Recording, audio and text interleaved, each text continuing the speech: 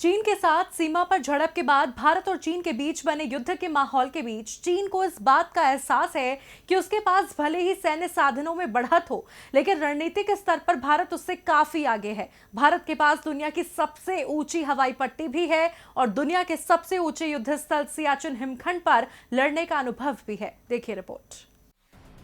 जी हाँ, माना यही जाता है कि भारत के पास दुनिया की सबसे ऊंची हवाई पट्टी और सैन्य शिविर के कारण डीबीओ यानी दौलत बेग ओल्डी रोड पूरे लद्दाख में भारत की शान का प्रतीक है। डीबीओ ही वो क्षेत्र है जिससे अक्साई चिन में चीन की हर हरकत पर भारतीय सेना की नजर रहती है।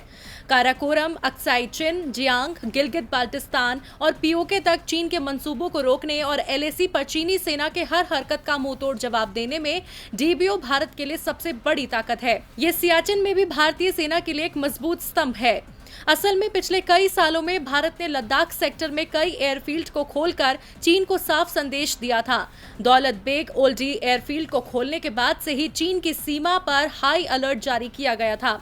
चीन इस हवाई पट्टी को खोलने के बाद से ही नाराज चल रहा है और इस इलाके को दुबुर्ग से मिलाने वाली सड़क के रास्ते में उसकी ताजा घुसपैठ उसकी नाराजगी को दर्शाती है। आपको बता दें, लद्दाख सेक्टर में 646 किलोमीटर लंबी सीमा पर चीन की ओर से लगातार बढ़ रहे सैन्य दबाव के बीच भारत ने साल 2008 की 31 मई को लद्दाख क्षेत्र में वास्तविक नियंत्रण रेखा से महज 23 किलोमीटर दूर अपनी एक और हवाई पट्टी खोली थी।